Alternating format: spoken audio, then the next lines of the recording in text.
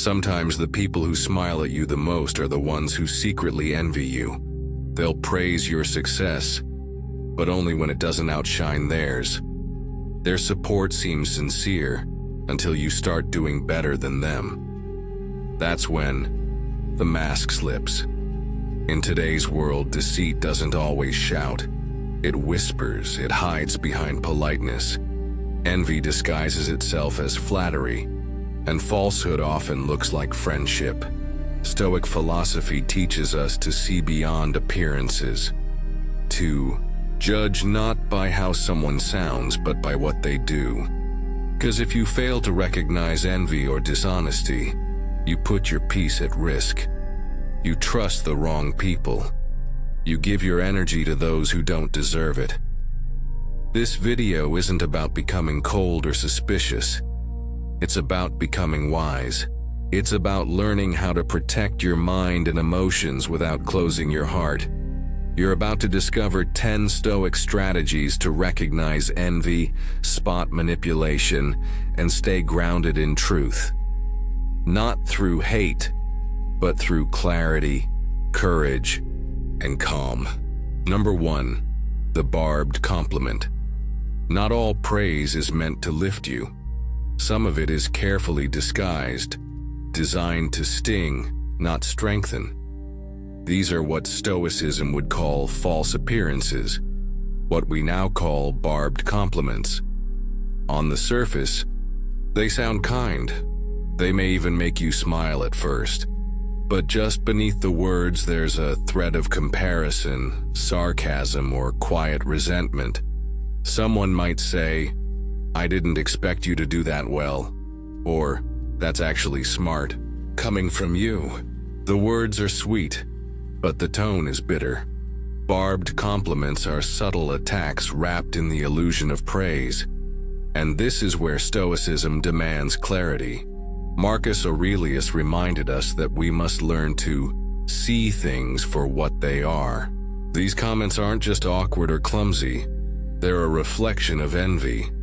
People who feel threatened by your growth may pretend to applaud it, just enough to appear kind, but not enough to let you shine. Their compliment is a performance, not a celebration. It's not meant to recognize your effort. It's meant to reassert their own superiority.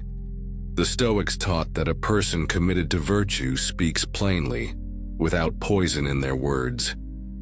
Seneca said, "Wherever there is a human being, there is an opportunity for kindness.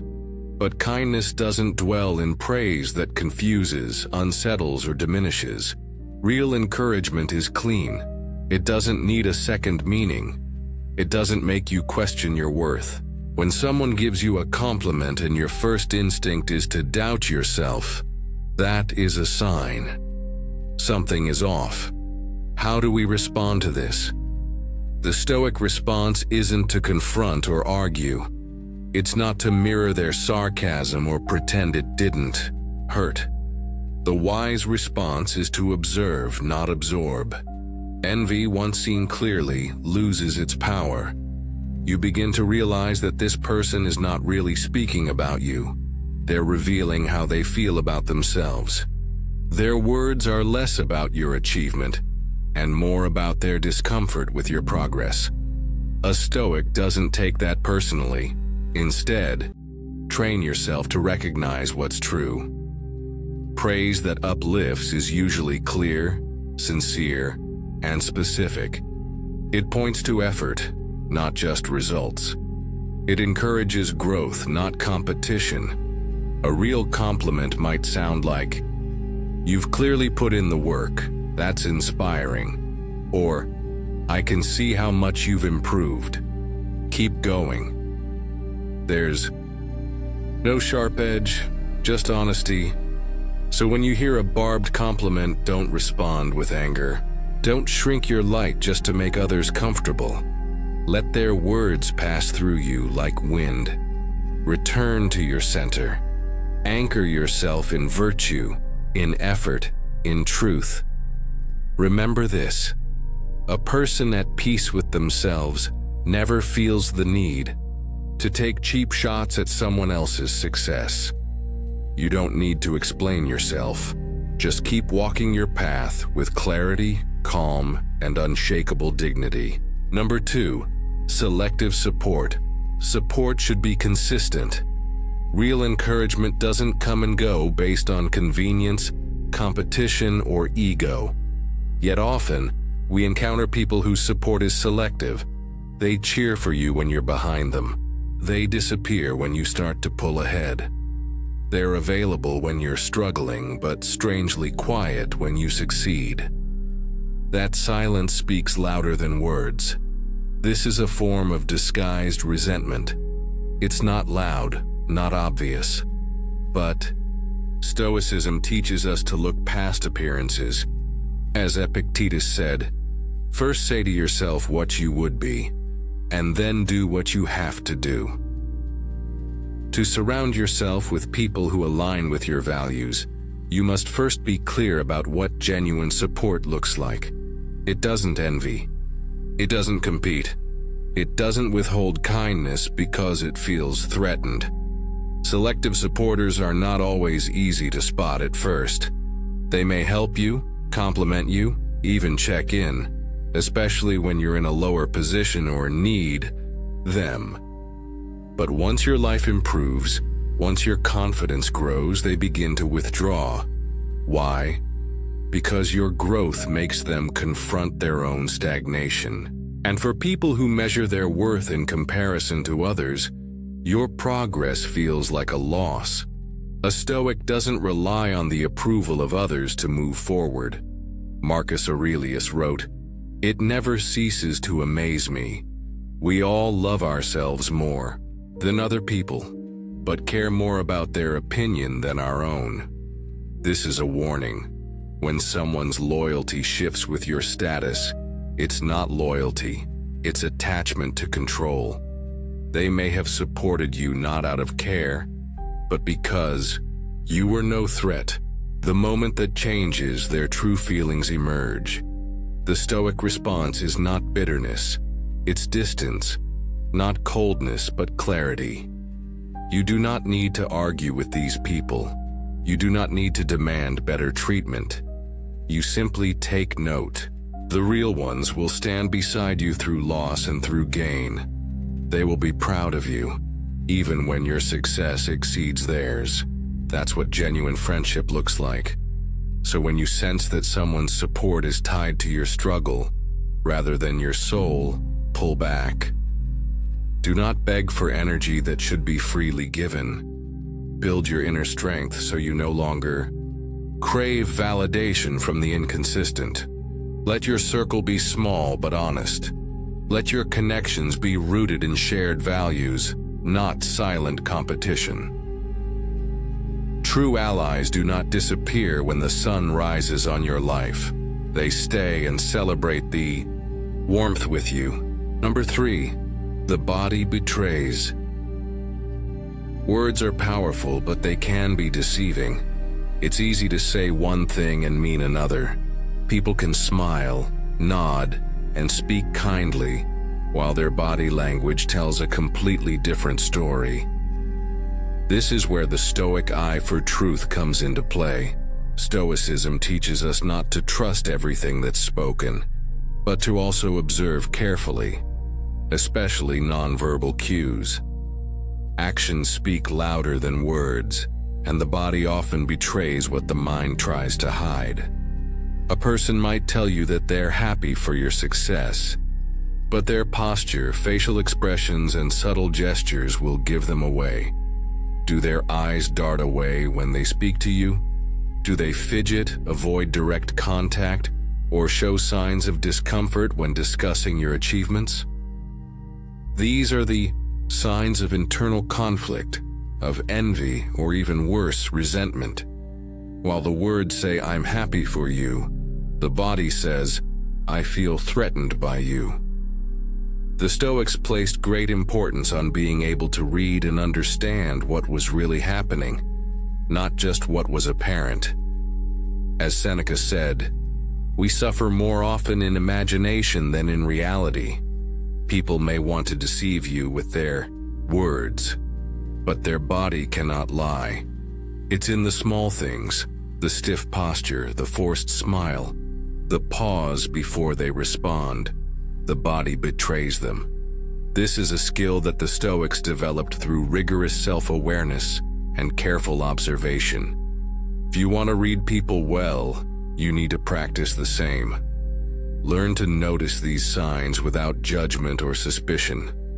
The goal isn't to become paranoid, but to sharpen your perception. When someone's words don't match their actions, pay attention to their behavior, because it's usually closer to the truth. When your intuition notices a discrepancy between what's said and what's done, don't dismiss it.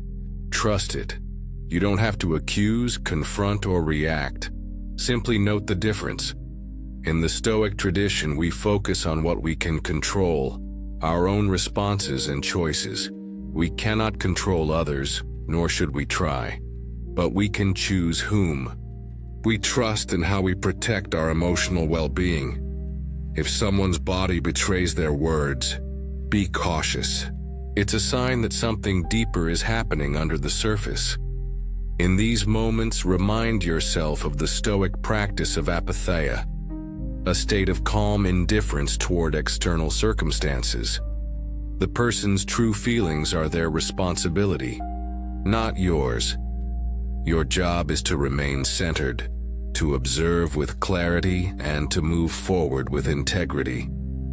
You need not engage with their deception. Instead, cultivate the strength to hold your ground, no matter what their body language is saying. Number 4, the poisons of comparison. Comparison is a silent thief. It quietly steals your peace and fills you with dissatisfaction.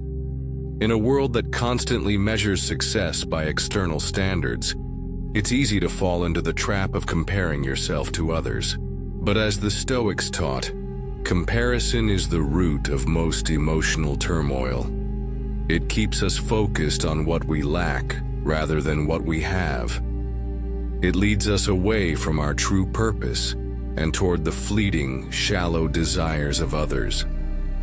When you compare your progress, your success, or your journey to that of someone else, you're bound to feel either inadequate or superior, neither of which brings peace. As Epictetus wisely put it, wealth consists not in having great possessions, but in having few wants. True contentment comes not from measuring your worth against someone else's achievements, but from recognizing and appreciating your own growth and effort. Stoicism encourages us to focus inward. What do you truly value? What are your personal goals? The only valid comparison is the one you make with your past self. Have you grown? Have you improved?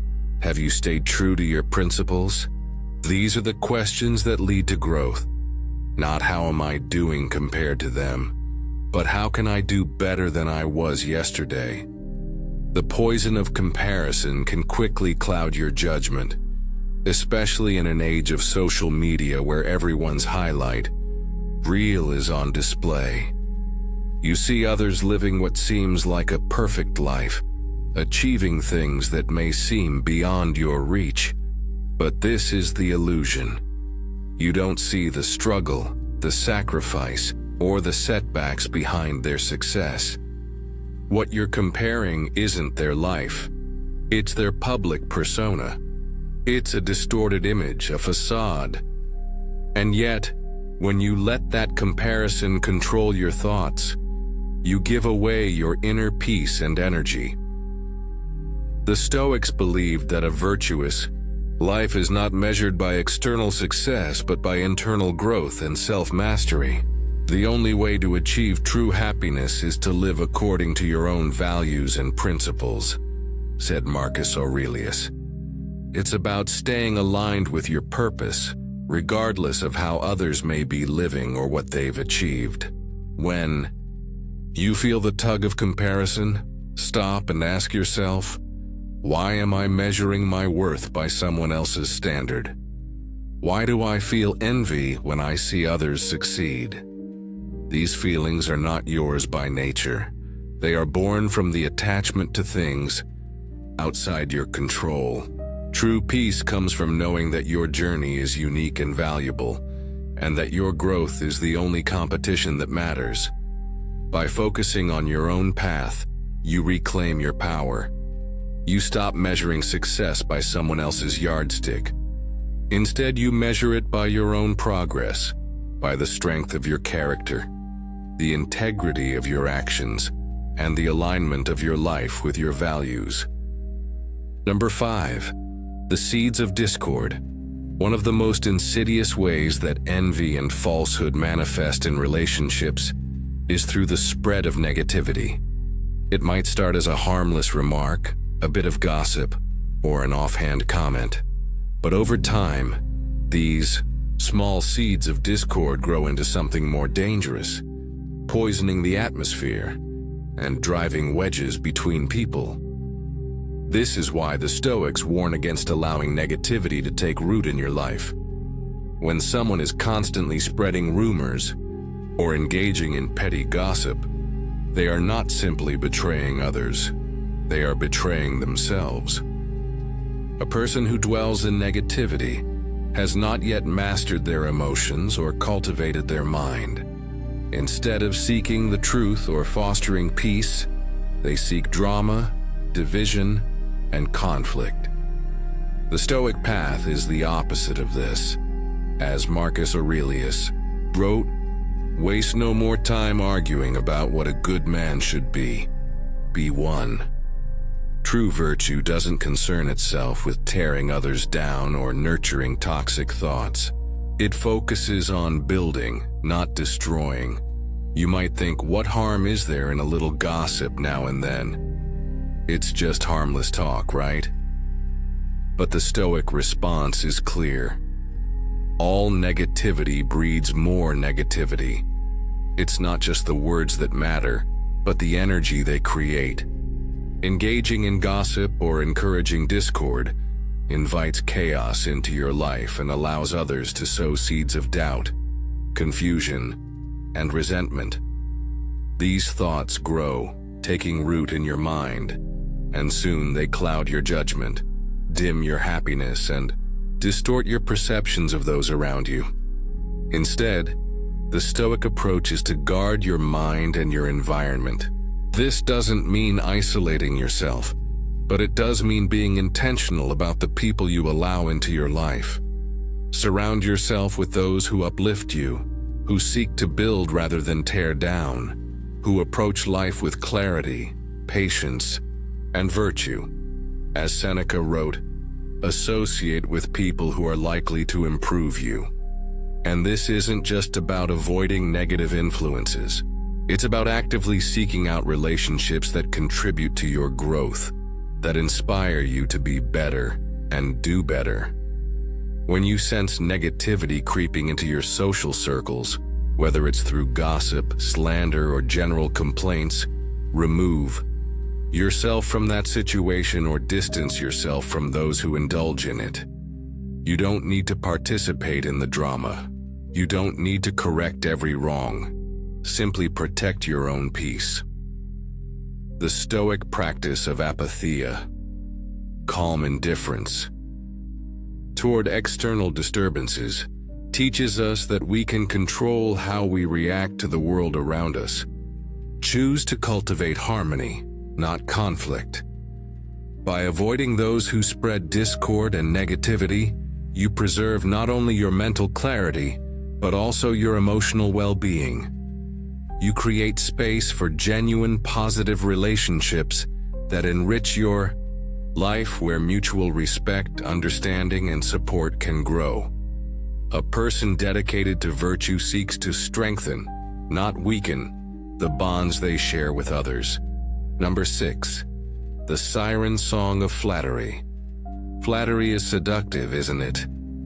It whispers sweetly in your ear, making you feel important, admired, and special. But just like the mythological sirens who lured sailors to their doom, flattery promises rewards that are ultimately empty. Stoicism teaches us to recognize the difference between genuine praise and the kind of flattery that's designed to manipulate or deceive. At first, flattery might feel like a compliment, but unlike genuine praise, flattery is often too excessive, too over the top. It focuses on your ego, feeding it in ways that may seem harmless but are ultimately hollow. Someone might say, "You're absolutely the best at everything you do," or "I've never met anyone as incredible as you." These words, though seemingly kind, are often meant to inflate your sense of self-importance and cloud your judgment. The Stoics would argue that true virtue and excellence are not built on how others perceive you, but on your own pursuit of wisdom, justice, courage, and temperance. Flattery is often used as a tool to gain something. It's a way to win favor, to lower your guard, or to manipulate you into acting in someone else's best interest. It seeks to create a dependency on external validation. The Stoic response to this is not to chase approval, but to remain steadfast in your own principles. As Epictetus said, "It's not what happens to you, but how you react to it that matters." So when flattery comes your way, don't be swept away by the tide of false praise. Instead, step back and assess the intent behind the words. One way to distinguish between flattery and true praise is to look at consistency. Does the person praising you also support you in times of struggle? Do their words align with their actions? Genuine compliments come from a place of sincerity and respect, not manipulation. A real compliment focuses on your effort, your character, your growth. Flattery, on the other hand, is typically self-serving. It's designed to make you feel good for a moment, but it offers no lasting value or encouragement.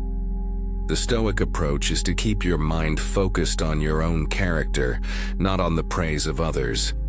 Marcus Aurelius wrote, "If someone does wrong, I will be kind to him. I will take him as my opportunity to practice patience, kindness, and understanding." Similarly, when faced with flattery, the Stoic response is to acknowledge it without attachment. Thank the person, but do not let their words define your worth. Recognize flattery for what it is, an attempt to influence, not a genuine reflection of your value. By remaining grounded in your own self-worth, unshaken by praise or criticism, you can avoid the trap of flattery. It's not that compliments are bad. It's that you must learn to discern their true nature. When you can do this, you protect yourself from manipulation and stay true to the path of virtue. Number 7, diminishing your light. It's a sad reality that sometimes the people closest to us may try to diminish our light. They may downplay our achievements, belittle our strengths, or downsize our contributions.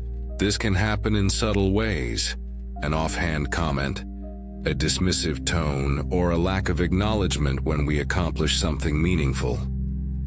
These attempts to dim our light are rooted in envy or insecurity, and they often come from those who feel threatened by our success. But the Stoic response is clear.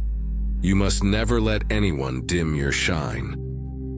Seneca warned, "It is not the man who has too little, but the man who craves more that is poor." Your value is not defined by the approval of others. It is defined by your intrinsic worth, your character, and your ability to live in accordance with virtue. When someone tries to minimize your achievements or belittle your progress, it is often a reflection of their own limitations, not yours. The Stoic path teaches us to remain unaffected by the opinions of others, especially when they are rooted in jealousy or insecurity. It's essential to understand that when someone tries to diminish your light, they are not only trying to reduce your confidence, they are also revealing something about their own mindset. People who feel the need to put others down often lack the internal strength to celebrate someone else's success. They are still stuck in the trap of comparison, unable to see that there is enough room for everyone to shine. As you progress on your journey, remember that your achievements are not to be measured by external validation, but by your personal growth. Just as the Stoic philosophers believed that virtue is the highest good, so too should you place your worth in your ability to live virtuously and pursue what is right, not in the fleeting applause of others. When someone tries to diminish your light, don't respond with bitterness or anger. Instead, stand firm in your truth. Continue to shine not because you seek recognition, but because your light is an expression of who you are. Recognize that these attempts to undermine you have more to do with the other person's inability to handle your success than they do with any shortcoming on your part. By cultivating inner strength and resilience, you develop the ability to stay grounded in your truth and dismiss the negativity of others. Recognize your inherent value and protect your energy from those who seek to diminish it. Your light is yours to nurture and express. Never let anyone take that away from you. Number 8. Broken promises and shifting sands. There's nothing more disheartening than someone who repeatedly breaks promises. In relationships, whether personal or professional, trust is foundational. A promise is a bond, a commitment to act in good faith. But when those promises are broken, or when words are not backed by actions, it creates instability and fosters doubt. The Stoics would argue that our peace of mind depends on our ability to discern the reliability of others, and to value consistency over empty words. As Epictetus wisely stated, "First, say to yourself what you would be, and then do what you have to do." The Stoic view on promises is clear. They are not to be taken lightly. When you make a promise, you must follow through, not because of external expectation, but because it is in alignment with your own integrity. Similarly, when others make promises to you, their ability to keep their word reveals much about their character. Broken promises are not just lapses in judgment. They are signs of a lack of discipline, respect, and self-awareness. In relationships, broken promises often signal deeper issues. The person who constantly fails to fulfill their commitments may not value the relationship as much as they claim. They may lack the self-discipline to act consistently, or worse, they may be manipulating you with words without any intention of following through. The Stoic teaches us not to be swayed by words alone, but to look at actions. The consistency of actions over time is what reveals the truth.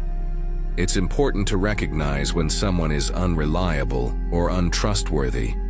Stoicism teaches us that we cannot control the actions of others, but we can control how we respond.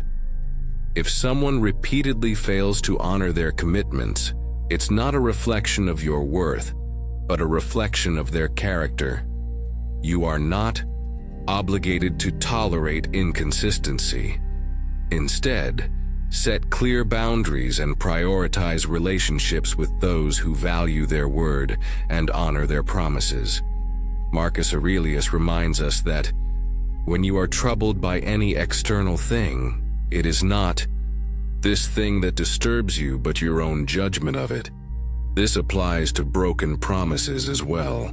While it can be painful when someone fails to follow through, remember that it is not the broken promise itself that disturbs you. It is the emotional attachment to what could have been. Release that attachment. Recognize that you are not in control of others' behavior. But you are in control of how you choose to respond. Protect your peace by distancing yourself from those who are inconsistent, and focus on relationships that bring stability, trust, and accountability. By practicing discernment and recognizing the patterns of unreliable behavior, you avoid the disappointment that comes with broken promises. The Stoic approach is to remain grounded, to not let the failures of others undermine your own sense of purpose and tranquility. Number 9, the needy heart. The needy heart is a vulnerability that many fall prey to, often without realizing it. It's the desire to be validated, to be seen, to be admired. In relationships, this can manifest as seeking constant reassurance, clinging to people for emotional security, or allowing others to dictate your sense of worth. But the Stoics remind us that true emotional independence is a key to lasting peace and inner strength. As Epictetus said, "No man is free who is not master of himself." The needy heart is not free. It is shackled by dependency on others' approval and affirmation. When we rely on others to feel good about ourselves, we are handing over our power to them.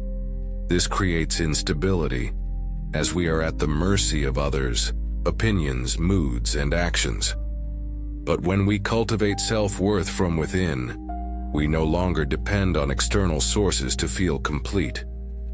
The Stoic path teaches us that our value does not come from external validation, but from living in accordance with virtue.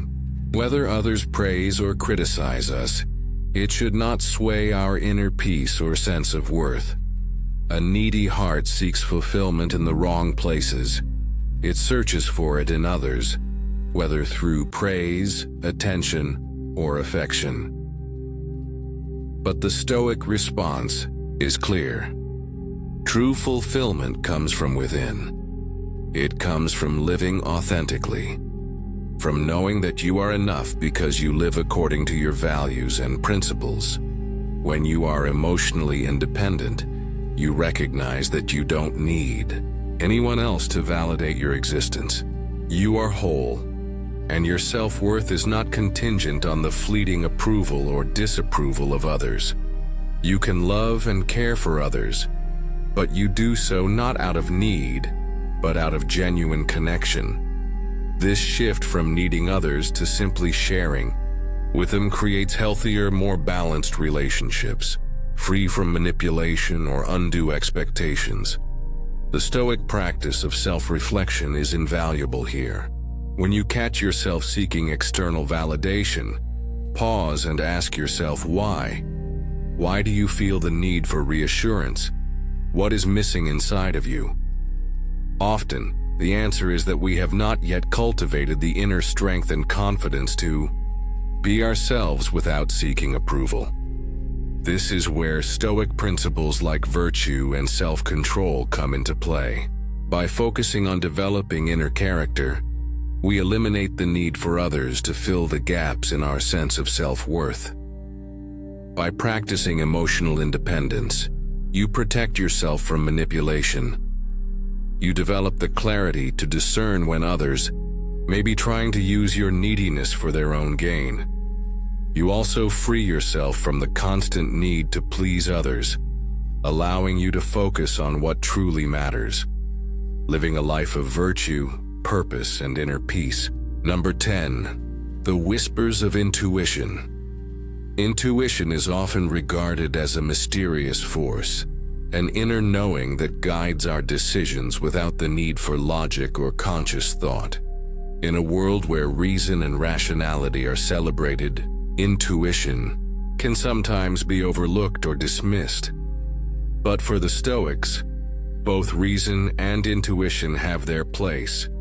The key is to balance them and use them in harmony to make wise, informed decisions. The Stoics taught that we must cultivate phronesis, practical wisdom, so that we can make sound judgments. This wisdom arises from both experience and reason. However, intuition is not something to be discarded. It's a form of wisdom that often arises from deep within, built from past experiences, emotions, and observations. It's a quiet whisper that can often alert us to truths our rational mind may overlook. Marcus Aurelius, in his Meditations, often wrote about tuning into the inner voice, not as a replacement for reason, but as an ally in decision-making. He advised, "The universe is change. Our life is what our thoughts make it." When you cultivate self-awareness and understanding of your values, intuition becomes a powerful tool. It's not a random, irrational urge. It's a subtle pull toward what resonates with your sense of truth and virtue. Trusting your intuition requires that you cultivate a deep understanding of yourself. The more aligned you are with your core values and principles, the clearer your intuitive insights will be. If you feel a sense of unease or discomfort in a situation, don't dismiss it. Ask yourself, what is my intuition trying to tell me? Does this situation align with my values? Does it feel right, or does something feel off? These are not irrational fears. They are signals that, when tuned into, can guide you away from potential pitfalls and toward more virtuous paths. The Stoics also taught that we must temper our intuition with reason. Intuition is a valuable tool, but it should not be the sole basis for decisions. It is vital to take a step back and ask whether the decisions align with logic, virtue, and the common good. If your gut feeling aligns with your reason and virtuous principles, you can be confident in your choice. But if it doesn't, it's time to pause and reflect further. There are moments when you must trust your gut, when the facts aren't clear, and logic alone can't guide you. But remember, intuition is not infallible. It should always be questioned and examined through the lens of Stoic reason. When you use both together, intuition and reason form a powerful partnership that leads to better decision-making, healthier relationships, and a more peaceful, centered life. In conclusion, recognizing envy and falsehood in others requires more than just sharp observation. It demands a deep understanding of Stoic principles. By embracing virtues like self-control, wisdom, and emotional independence, we can cultivate relationships that are rooted in trust, respect, and authenticity. As we've seen today, there are many ways to protect ourselves from the negative influence of envy and deceit. Whether it's recognizing the barbed compliment, avoiding those who spread discord, or trusting our own inner wisdom. But the most important takeaway is that the Stoic path is one of self-mastery. By focusing on our own growth and cultivating emotional resilience, we no longer depend on the approval or manipulation of others. Remember, it's not about controlling others, but about controlling your reactions, thoughts, and emotions. By doing so, you can navigate relationships with greater awareness, create a life grounded in virtue, and protect your inner peace from the external chaos of envy and falsehood. Thank you for watching, and if you found these insights helpful, make sure to like, comment, and subscribe for more content on how Stoic philosophy can guide you toward a stronger, more fulfilling life. Keep striving to live with virtue, and as always, stay true to yourself.